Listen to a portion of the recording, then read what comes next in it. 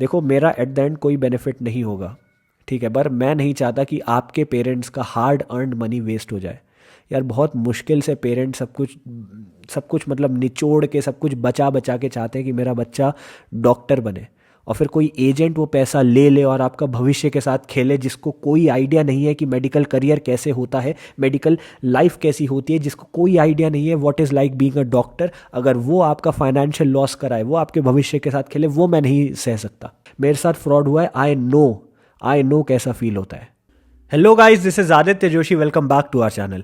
MBBS abroad को regarding बहुत सारी मेरे पास थ्योरीज आई थी, बहुत सारे मेरे पास क्वेश्चंस आए थे, और इस एक वीडियो के थ्रू आप एमबीबीएस अब्रॉड की जितनी सारी क्वेरीज है ना, सबके आंसर्स आपको मिल जाएंगे। I am an ex MBBS abroad student, Unacademy educator, psychology major, और नीट 2023 मैंने क्रैक किया था। अभी मैं इंडियन मेडिकल कॉलेज में एक स्टूडेंट हूँ, ठीक है, एमबीबीएस कर रहा हूँ। तो अब मैं आपको बताता हूँ एग्जैक्टली जो आपको जानने की ज़रूरत है एमबीबीएस अब्रॉड के बारे में। सबसे पहला क्वेश्चन जो आपको अपने आप से पूछना चाहिए कि who should choose MBBS abroad, ठीक है। तो एमबीबीएस अब्रॉड, पहली बात तो मैंने हर वीडियो में बोला, एज अ लास्ट ऑप्शन ही होना चाहिए। ड्रॉपर्स, जो मल्टीपल ड्रॉपर्स हैं, वो चूज कर सकते हैं। बहुत कम मार्क्स किसी के आए हैं, फाइनेंशियल इश्यूज हैं किसी के पास, या फिर वो बच्चे जो बीएमएस या बीडीएस के लिए सेटल नहीं होना चाहते, तो उनके लिए एमबीबीएस अब्रॉड का एक ऑप्शन रह जाता है। देखो नीट 2024 अभी आने वाला है, मैं चाहता हूँ उसमें आप अपना 100% दो, ठीक है। मैं कभी ये नहीं बोलूंगा कि एमबीबीएस अब्रॉड डायरेक्ट आप चले जाओ, नीट में बेस्ट दो, अगर इंडिया में आपका सिलेक्शन हो जाता है तो उससे बेटर कुछ नहीं है। और इससे पहले कि इस वीडियो में हम आगे बढ़े, बहुत सारे बच्चों के पास क्वेश्चंस होते हैं, वो लोग मुझे इंस्टा वगैरह पे कांटेक्ट करते हैं, और हर बार मैं उनको ऑन टाइम रिप्लाई नहीं दे पाता हूँ, ठीक है। More than 100 of males and emails मेरे पास आते हैं, टेक्स्ट आते हैं इंस्टा पे, तो सबको मैं टाइम से नहीं डिवाइड कर पाता हूँ। कुछ बच्चों को नीट के लिए इन्फॉर्मेशन चाहिए होती है, कुछ को एमबीबीएस अब्रॉड के लिए चाहिए होती है। तो नीचे मैंने गूगल फॉर्म शेयर कर दिया है, वो एमबीबीएस अब्रॉड के स्टूडेंट्स के लिए ही है सिर्फ, तो उसको आप फिल कर सकते हो, and me and my team will try to guide you as such, ठीक है। मैं एजेंट नहीं हूँ, मैं एडमिशन नहीं दिलाता हूँ, ना ही मैं कभी आपसे कोई पैसा लूँगा। बस ये इसलिए क्योंकि यार इंस्टाग्राम वगैरह एंड सोशल मीडिया में मैं सबसे कनेक्ट नहीं कर पा रहा था, एंड मैं डिफाइन नहीं कर पा रहा था कौन सा अब्रॉड के लिए सिलेक्टेड है बच्चा, या फिर किसको नीट के लिए इन्फॉर्मेशन चाहिए। तो इससे मेरे लिए भी काम ईजी हो जाएगा, ठीक है। तो नीचे गूगल फॉर्म होगा, उसको आप लोग फिल कर सकते हो। अब आ जाते हैं हाउ टू चूज़ कंट्री। अगर कोई कंट्री सेलेक्ट करनी है तो वो कैसे करनी चाहिए। सबसे पहली बात, आपको एक फाइनेंशियल बजट सेट करना चाहिए। आप डिस्कस करो एंड एक बजट में फाइनलाइज हो। अब वो बजट हो सकता है 30 लाख से कम का हो, 30 से 45 लाख का हो, या फिर 45 लाख को एक्सीड कर सकता है। जब बजट पता चल जाएगा ना, तो उसके बेसिस में आपको पता चलेगा कौन सी कंट्री एक्चुअली आप जा सकते हो, क्योंकि बहुत सारी कंट्रीज़ है जिनका बजट लोगों को ग्राउंड रियलिटी में नहीं पता होता है। एजेंट बोल देते हैं कि ठीक है, हम लोग 1 लाख रुपए लेंगे आपसे एज अ कंसल्टेंसी फ़ी, और उसी में टिकट भी करा देंगे, उसी में ये करा देंगे, वो करा देंगे। एजेंट एक्चुअली में आपको नहीं बताते हैं, बहुत सारे हिडन कॉस्ट होते हैं, हिडन चार्जेस होते हैं, जो वो लैंड होने के बाद लेते हैं। तो अगर कोई एजेंसी आपको कह रहा है ना कि हम इतने में ही सब कुछ करा रहे हैं, बात मत मानना। लैंड होने के बाद अपोस्टलिंग ऑफ डॉक्यूमेंट्स में पैसे लेंगे, ट्रैवलिंग चार्जेस लेंगे, फूड एंड मेस चार्जेस लेंगे, हॉस्टल चार्जेस लेंगे। बहुत सारे एजेंसीज बढ़ा चढ़ा के एडमिनिस्ट्रेटिव चार्जेस भी लेते हैं, ठीक है। Second cheese, you should get a clear idea about PG preference. बहुत सारे लोग होते हैं जिन्हें यूएसएमएलई, एमआरसीएस, प्लैब, एएमसी वगैरह के एग्जाम्स देने होते हैं, लेकिन उन्हें पता नहीं होता कौन सी कंट्री एक्चुअली एलिजिबल है कि नहीं है। तो इसमें दो एस्पेक्ट हैं। पहला एस्पेक्ट ये है कि देखो कंट्री आपको देखनी है। जैसे कजाकिस्तान की एम्बेसी ने ओपनली बोल दिया कि अगर आपको यूएसएमएलई देना है तो कजाकिस्तान के बाद आपको एक्स्ट्रा इंटर्नशिप करनी पड़ेगी 1 to 2 ईयर्स की, उसके बाद ही आप एलिजिबल होंगे। लेकिन मेजॉरिटी ऑफ केसेस में इनकी ऑफिशियल वेबसाइट होती है, फैमर, डब्ल्यू.डॉम्स, ECFMG वगैरह, जहाँ पे जाके अगर आप कॉलेज का नाम डालते हैं, लोकेशन डालते हो, तो एक लिस्ट निकल के आ जाती है कि ठीक है, इस कंट्री की इस लोकेलिटी में ये सारे कॉलेजेस हैं। जो कॉलेज का नाम उस लिस्ट में होगा, वहां से पढ़ने के बाद, वहां से डिग्री लेने के बाद आप उनके एग्जाम दे सकते हो। ऐसा नहीं कि कहीं से पढ़ के कुछ भी दे सकते हो। एजेंट्स यहां भी कंफ्यूज कर देते हैं, क्योंकि majority of local agents doctors नहीं होते हैं, उनके पास कोई आइडिया नहीं होता medical field and medical career के बारे में, ठीक है। Third point is research and analysis. आपको थॉरो रिसर्च करनी है, लेकिन एजेंट्स के थ्रू नहीं करनी है। आपको याद रखना है कि आपको ऑफिशियल सोर्सेज के थ्रू ही अपनी रिसर्च करनी है। बहुत सारे लोग गूगल में सर्च कर देते हैं, टॉप वेबसाइट जो आती है उस पर क्लिक कर देते हैं। वो टॉप वेबसाइट्स जो होती है ना, वो पेड थर्ड पार्टी वेबसाइट्स होती है, इसको आपको याद रखना है। इंडियन एम्बेसी के ऑफिशियल नोटिस को आपको देखना है। जैसे फिलीपींस के लिए नोटिस आ गया कि फिलीपींस इज नॉट वैलिड, ठीक है। एनएमसी के updates regarding rules and regulations आपको देखने हैं, एंड एक्चुअल ग्राउंड रियलिटी देखनी है कि लिविंग एक्सपेंसेस कितने हैं। अभी इस बारे में हम आएंगे क्या क्या फैक्टर्स आपको देखने होते हैं, लेकिन ये सब कुछ चीज़ें जो आपको याद रखनी होती है। अब ग्राउंड रियलिटी की मैं बात करूँ ना, तो यहाँ मैं दोबारा बोलना चाहूँगा, बहुत सारे एजेंट्स हैं, एजेंसीज हैं, एंड बहुत सारी कंपनीज है जो अब बोल रहे हैं कि ठीक है आपको स्टार्टिंग में कोई कंसल्टेंसी फ़ी नहीं देनी, आप बस रजिस्ट्रेशन फीस दे दो, उसके बाद लैंड होने के बाद सब कुछ होगा। बात याद रखना, अगर कोई अभी पैसा नहीं ले रहा है ना, तो बाद में डेफिनेटली लेगा। बहुत बार ऐसा हुआ है, मैंने देखा है, बच्चे किर्गिस्तान जैसी कंट्रीज चले गए हैं एंड वहाँ लैंड होने के बाद उनसे एडमिनिस्ट्रेटिव चार्जेस में $2,000 तक ले लिए गए। 2,000 $2,500 लिए जा रहे हैं। इतने एक्स्ट्रावेगेंट एडमिनिस्ट्रेटिव चार्जेस बढ़ा चढ़ा के लिए जा रहे हैं, हिडन चार्जेस लिए जा रहे हैं कि ठीक है अब आपको इन डॉक्यूमेंटेशन के लिए इतना पैसा देना है, अब आपको इन मेडिकल के लिए इतना पैसा देना है। तो ये सब बातें आपको याद रखनी है, हिडन चार्जेस हैं, वो एजेंट मुंह पे नहीं बताते हैं। अब आ जाते हैं फैक्टर्स या फिर थिंग्स जो आपको कंपेयर करनी चाहिए कहीं भी एडमिशन लेने से पहले। ECFMG, WDOMS, GMC, AMC, NMC, MCI, फैमर, इन सब के द्वारा किस कंट्री को मान्यता प्राप्त हुई है, किसको नहीं हुई है। फीस और लिविंग एक्सपेंसेस आपको पता होने चाहिए। टीचर टू स्टूडेंट रेशियो कितना है, FMG पासिंग रेशियो कितना है, हॉस्टल मेस की कंडीशंस कैसी है, क्या इंडियन फूड वहाँ मिलता है कि नहीं मिलता है, टोटल ड्यूरेशन कितनी है, क्योंकि 2021 में नवंबर में जो नोटिस इशू किया था एनएमसी ने, उसके रिगार्डिंग आपको 4.5 साल की पढ़ाई और 1 साल की इंटर्नशिप करनी है। 12 मंथ्स रोटेशनल इंटर्नशिप होनी चाहिए। लोकेशन कितनी, कहाँ है यूनिवर्सिटी की, सेफ्टी कैसे है वुमेन के लिए, ठीक है, इंफ्रास्ट्रक्चर कैसा है, क्लासेस कैसा है, लैब कैसी है, ट्रांसपोर्टेशन फैसिलिटी है कि नहीं है, डिस्टेंस ऑफ हॉस्पिटल कितना है या हॉस्टल कितना है यूनिवर्सिटी से, पीजी ऑप्शंस क्या अवेलेबल होंगे हमारे पास, एंड टीचिंग लैंग्वेज क्या है। बहुत सारी जगहों पे लोकल लैंग्वेज में पढ़ाई हो जाती है, तो ये आपको याद रखना है।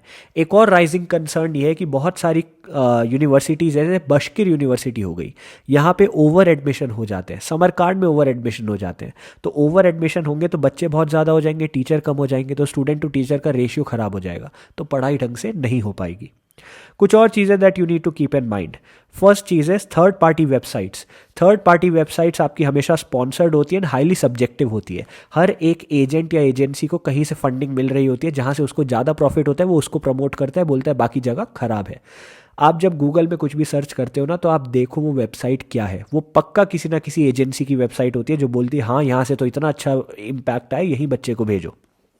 दूसरी चीज़, more the number of people between you and college, hidden charges उतने ज़्यादा बढ़ते चले जाएंगे।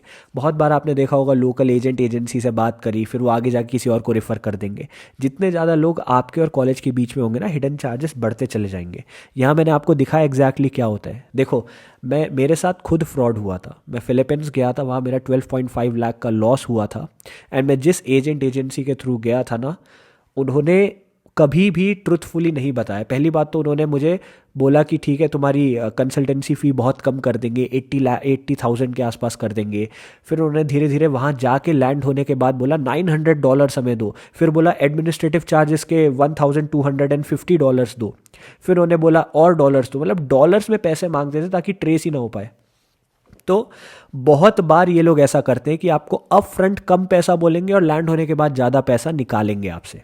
देखो क्या होता है ना, आपका एक लोकल एजेंट होता है, लोकल एजेंट के बाद आपकी लोकल एजेंसी या ऑफिस आता है, उसके बाद हेड ऑफ लोकल एजेंसी आता है, फिर रीजनल एजेंसी आती है, फिर मेन एजेंसी आती है जो इंडिया की होगी, फिर उसके बाद वो रेफ़र करेगी आपको मेन कंसल्टेंसी में जो उस कंट्री में होगी। वहाँ पे कंसल्टेंसी ऑफिस होगा, उस कंसल्टेंसी ऑफिस का कोई हेड होगा और वो हेड जो है डायरेक्ट एडमिशन कराएगा क्योंकि उसका कॉन्ट्रैक्ट होगा वहाँ यूनिवर्सिटी के साथ। तो देख रहे हो, 8 से 9 लोग हो गए आपके और यूनिवर्सिटी के बीच में। जितने ज़्यादा लोग आपके और यूनिवर्सिटी के बीच में होंगे उतने ज़्यादा हिडन चार्जेस होंगे, क्योंकि ये फ्री में तो चलेगा नहीं, कोई फ्री में काम नहीं करेगा, तो हर कोई पैसा खाएगा। ठीक है, एक वजह ये है कि क्यों मैंने गूगल फॉर्म नीचे रखा है। जब आप वो गूगल फॉर्म भरोगे ना, तो मैं आपको एक्चुअली बताऊंगा कि प्रेफरेंस के हिसाब से आपको कहाँ जाना चाहिए। देखो, मैंने आपको पहले ही बोला मेरे साथ खुद फ्रॉड हुआ है और मैं एक मिडिल क्लास फैमिली से बिलोंग करता हूँ। तो यार, मिडिल क्लास फैमिली होने के बाद अगर आपके साथ फाइनेंशियल लॉस हो जाए ना, तो उससे ख़राब कुछ नहीं हो सकता है। आप हेल्पलेस हो जाते हैं, आपको समझ नहीं आता है मुझे क्या करना है क्या नहीं करना है। एजेंट्स बहुत ख़राब होते हैं, मैं बार बार बोल रहा हूँ, वो आपके पीछे पड़ जाएंगे, वो आपके डॉक्यूमेंट्स नहीं देंगे। मैं फिलीपीन छोड़ के आया, मेरे अभी तक डॉक्यूमेंट्स मुझे वापस नहीं मिले। समझ रहे हो कितनी बड़ी बात है। तो जब आप फॉर्म भरोगे ना, वहाँ आपको बहुत सारी चीज़ें दिखेंगी कि आपको पीजी के ऑप्शन ओपन रखने हैं कि नहीं, आपको अपना बजट कितना रखना है, आपका मतलब बहुत सारे, नीट का स्कोर कितना है, कब नीट दिया, क्या नीट के लिए प्रिपेयर हो रहे हो या नहीं हो रहे हो, ऐसा। उसके बाद फिर मेरे को पता चल जाएगा ना कि ठीक है इस बच्चे को यूएसएमएलई का ऑप्शन ओपन रखना है, तो फिर मैं उसको उस हिसाब से कंट्री सजेस्ट करूँगा, ऐसा। और एक चीज़ और, बहुत सारे बच्चे ना पूछ रहे थे भैया किस एजेंसी के थ्रू जाना चाहिए, नहीं जाना चाहिए। अगर अभी तक तुम्हें नहीं समझ आया तो मैं बता देता हूँ, I don't like agents, I don't like agencies. मैं नहीं चाहता आपके और कॉलेज के बीच में ज़्यादा लोग आएँ। मैं एडमिशन नहीं दिलाता हूँ, मैं एक एजेंट नहीं हूँ, मैं खुद सफ़र कर चुका था। बट मैं आपको डायरेक्ट कर सकता हूँ, direct admission process and officers के पास, जो उस कंट्री या उस कॉलेज के ऑफिशियल एजेंट्स होते हैं, ठीक है, ताकि आप ये लोकल एजेंसी वगैरह के फ्रॉड में ना पड़ो। अब कहाँ आपको जाना चाहिए, तो ये मैंने कलर कोड कर रखा है, ठीक है। अब देखो पहली बात करते हैं फिलीपींस की। फिलीपींस को रेड कलर से अंडरलाइन किया क्योंकि फिलीपींस नहीं जाना है। फिलीपींस में सबसे बड़ी बात, इंडियन एम्बेसी इन फिलीपींस ने खुद नोटिस निकाला था जो बोल रहा था लाइसेंसिंग इशू के बारे में। फिलीपींस आपको लाइसेंस प्रोवाइड नहीं कर रही थी। अगर आपको उस कंट्री का लाइसेंस नहीं मिलेगा तो आप इंडिया में वैलिड नहीं हो पाओगे एनएमसी के रिगार्डिंग, ठीक है। सेकंड चीज़, फिलीपींस का बजट 60 लाख को क्रॉस करेगा ग्राउंड रियलिटी के हिसाब से। बहुत एक्सपेंसिव जगह है वहाँ रहना, ठीक है। फिलीपींस में क्या होता था, बीएस और एमडी होता था। बीएस वैलिड नहीं है इंडिया में, बीएस कुछ मान्यता नहीं रखता है, आपका एमडी ही एमबीबीएस के बराबर होगा। ड्यूरेशन इंक्रीज हो गई, बीएस 1.5 ईयर्स मिनिमम, उसके बाद एमडी चालू होगा 5.5 ईयर्स का, फिर 6 मंथ्स टू 1 ईयर लाइसेंसिंग में लग जाएगा अगर वो अलाउ करते हैं, अभी तक अलाउ नहीं किया है। एंड फिर एक ईयर की इंटर्नशिप इंडिया में भी हो जाएगी, तो टोटल 8.5 टू 9 ईयर्स तो यही हो गए। जबकि आपको 10 साल के अंदर लाइसेंस एक्वायर कर लेना, नेक्स्ट क्लियर कर लेना न्यू रूल्स के अकॉर्डिंग। तो देख रहे हो कितना टफ है। अब आ जाते हैं जॉर्जिया में। जॉर्जिया में ड्यूरेशन इंक्रीज हो गई, बजट आपका 60 लाख के प्लस रहेगा, and Georgia is not that safe of an option as of now. मैं नहीं चाहता आप जॉर्जिया जाओ क्योंकि जॉर्जिया की ड्यूरेशन भी बढ़ गई, पैसा भी बढ़ गया है। आते हैं वियतनाम में। बहुत सारे बच्चों ने मुझसे वियतनाम के बारे में पूछा। वियतनाम की सच्चाई ये है कि वियतनाम से कोई भी रिटर्न कन्फर्मेशन या फिर नोटिस नहीं आया है, ना ही इंडियन एम्बेसी से ना ही वियतनाम की एम्बेसी से, तो इसलिए मैं ये नहीं कह सकता कि वियतनाम सेफ होगा। सेकेंडली, ड्यूरेशन माइट इंक्रीज क्योंकि जितनी भी साउथ ईस्टर्न कंट्रीज़ है ना, जैसे फिलीपींस हो गई, वियतनाम हो गई, आपकी और भी कुछ कंट्रीज़ है वहाँ पे जहाँ एमबीबीएस होता है, ये सारी कंट्रीज़ में ड्यूरेशन इंक्रीज़ की बात चल रही है क्योंकि यूएस पैटर्न फॉलो करते थे। इस वजह से क्या ये वैलिड होगा कि नहीं वो सवाल भी उठ जाता है, ठीक है। अब आ जाते हैं इजिप्ट में। इजिप्ट में ड्यूरेशन प्रॉब्लम है। इजिप्ट को मैं नहीं बोलूँगा कि आपको जाना चाहिए। अब आते हैं कुछ यूरोपियन यूनियन कंट्रीज़ में, और पोलैंड, आर्मेनिया, रोमेनिया वगैरह की बात करते हैं। पोलैंड, आर्मेनिया, रोमेनिया में क्या है ना, अगर आपका बजट 70 से 80 लाख से ज़्यादा का है, अगर आपका बजट 70 लाख प्लस है तभी आपको यहाँ जाना है, वरना नहीं जाना है। यूरोपियन यूनियन में एडमिशन लेने के बाद ऐसा नहीं है कि आप यूरोप में डायरेक्टली वर्क कर सकते हो। आपको स्टिल यूकेएमएलई, जिसको पहले प्लैब बोला जाता था, वो एग्ज़ाम देना पड़ेगा। बहुत बच्चों के मन में डाउट होता है कि हम पोलैंड, आर्मेनिया, रोमेनिया में पढ़ेंगे तो हमें प्लैब एग्ज़ाम नहीं देना पड़ेगा। That is not the case. अब यूकेएमएलई हो गया और आपको देना पड़ेगा। इटली की मैं बात करूं तो आपको बहुत सारे कॉलेजेस होते हैं इटली के अंदर जहां के एंट्रेंस एग्ज़ाम आपको देने पड़ते हैं। आईमैट एग्ज़ाम होता है थ्रू आउट इटली जो आपको क्लियर करना पड़ता है। बहुत बार आपको आइल्स का पेपर भी देना पड़ता है depending on the college, and medical entrance exams भी देने पड़ते हैं। इटली के लिए अगर आप प्रिपेयर कर रहे हो तो आपका बजट 40 लाख प्लस होना चाहिए, एंड आपको 1 ईयर एडवांस में सारी प्रिपरेशन स्टार्ट कर देनी है। तो इस साल इटली जाना आई डोंट थिंक प्रॉफिटेबल होगा। नेक्स्ट ईयर के लिए अप्लाई कर रहे हो तो सोच सकते हो। रशिया की मैं बात करता हूँ। Russia is one of the cheapest options out there, ठीक है। बजट आपका 25 लाख से 50 लाख के बीच में रहेगा डिपेंडिंग ऑन कौन सा कॉलेज आप सिलेक्ट करते हो। ऑफिशियल नोटिस जो इंडियन एम्बेसी इन मॉस्को के थ्रू आया वो ये कहता है कि रशिया इज़ सेफ। तो Russia is a safe option as of now, and Russia is one of the most well established options. काफ़ी पहले से वहाँ 1991 के आसपास से वहाँ एमबीबीएस अब्रॉड चल रहा है, तो काफ़ी उस हिसाब से वेल इस्टेब्लिश्ड ऑप्शन है। आप देख रहे हो अब सब ग्रीन हो गया है, मतलब यहाँ कंपैरेटिवली सेफर है as compare to others. Uzbekistan की बात करेंगे। उज़्बेकिस्तान इसलिए मैंने लिस्ट में रखा है क्योंकि बहुत पॉकेट फ्रेंडली बजट है।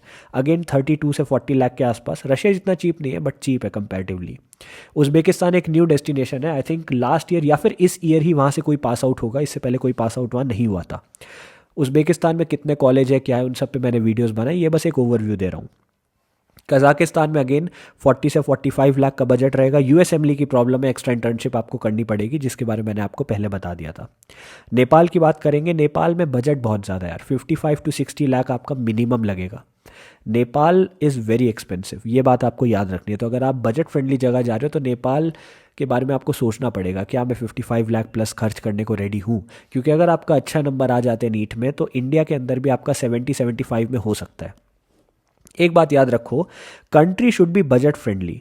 अगर आप 50 लाख 60 लाख से ज़्यादा खर्च कर रहे हो तो एमबीबीएस अब्रॉड में खर्च करने का कोई मतलब नहीं बनता है। फिर आपको इंडिया के अंदर ही थोड़ा सा 10-15 लाख और रुपए खर्च करके इंडिया के अंदर ही प्राइवेट या सेमी गवर्नमेंट ले लेना चाहिए। ऐसा क्यों है? क्योंकि एमबीबीएस अब्रॉड की कोई कंट्री नहीं है जो 7 ईयर से पहले आपका एमबीबीएस खत्म करा देगी। 6 ईयर्स उस कंट्री में और 1 ईयर की इंटर्नशिप इंडिया में आने के बाद। अब गूगल फॉर्म के बारे में मैंने आपको बता दिया, डिस्क्रिप्शन में आपको मिल जाएगा। एमबीबीएस अब्रॉड 2024 के इंटरेस्टेड बच्चों के लिए ही है, बाकी को नहीं भरना है, कोई कंपल्शन नहीं है। मैं एजेंट नहीं हूँ, मैं बार बार आपको बोल रहा हूँ, ठीक है। ये बस एक ईजियर तरीका है जिससे आप और मैं कनेक्ट हो सकते हैं, क्योंकि बहुत सारे बच्चों के पास इंस्टाग्राम नहीं है, बहुत सारे पेरेंट्स बात करना चाहते हैं, उनके पास इंस्टाग्राम नहीं है, और मैं ओपनली ऐसे अपने कॉन्टैक्ट डिटेल्स नहीं दे सकता हूँ। इस फॉर्म को भर लोगे तो मैं और मेरी टीम सेग्रीगेट कर पाएगी एमबीबीएस अब्रॉड के बच्चे कौन से हैं, ठीक है, उनको डायरेक्ट कर पाएगी। कोई चार्जेस वगैरह नहीं होंगे, और जैसा कि मैंने कहा, मैं कभी आपसे कोई पैसा नहीं लेता हूँ, तो मैं अभी भी कोई पैसा नहीं लूँगा। देखो, मेरा एट द एंड कोई बेनिफिट नहीं होगा, ठीक है, पर मैं नहीं चाहता कि आपके पेरेंट्स का हार्ड अर्नड मनी वेस्ट हो जाए। यार बहुत मुश्किल से पेरेंट्स सब कुछ मतलब निचोड़ के सब कुछ बचा बचा के चाहते हैं कि मेरा बच्चा डॉक्टर बने, और फिर कोई एजेंट वो पैसा ले ले और आपका भविष्य के साथ खेले, जिसको कोई आइडिया नहीं है कि मेडिकल करियर कैसे होता है, मेडिकल लाइफ कैसी होती है, जिसको कोई आइडिया नहीं है what is like being a doctor. अगर वो आपका फाइनेंशियल लॉस कराए, वो आपके भविष्य के साथ खेले, वो मैं नहीं सह सकता, ठीक है। मेरे साथ फ्रॉड हुआ है, आई नो कैसा फील होता है। तो I don't want you to face what I faced. NEET 2024 आ रहा है, ठीक है, मैं तुम्हें पढ़ाता हूँ, मैं तुम्हें समझाता हूँ, तो मैं अभी भी समझाऊंगा। मेरे शब्द कभी कभार तुम्हें हार्ड लगते होंगे, हार्श लगते होंगे, लेकिन सच्चाई यही है। नीट के लिए अभी 3 महीने हैं, नीट के लिए अच्छे से तैयारी करो, 600 प्लस का एम करके चलो। अगर नीट में अच्छा हो जाता है, इंडिया के अंदर कॉलेज मिल जाता है, तो उससे अच्छा कुछ नहीं है। अगर नहीं मिल पाता है, बाहर जाना पड़ता है, तब ये सब देखना। I will guide you, I promise I will guide you, लेकिन अभी नीट पे फोकस करो, ठीक है। और जान से पहले मैं एक चीज़ और बोल देता हूँ, देखो एमबीबीएस अब्रॉड की वीडियोस मैं अभी से बना रहा हूँ क्योंकि मैं आपको अवेयर कराना चाहता हूँ, ठीक है। अब अगर बच्चे मुझसे पूछ रहे हैं कि एमबीबीएस अब्रॉड में कहाँ जाना है, क्यों जाना है, कैसे जाना है, तो आई होप इस वीडियो से तुम्हें आंसर मिल जाए। कभी भी कोई भी डिसीजन लो, कभी भी कोई भी थॉट प्रोसेस चालू करो, अपने पेरेंट्स को इन्वॉल्व ज़रूर रखना। लोकल एजेंट्स के पीछे मत जाना, फ्रॉड में मत फंसना, बहुत हार्ड अर्नड मनी होता है। गूगल फॉर्म वगैरह नीचे मिल जाएगा। I am happy to help. I hope this video helped. Thank you.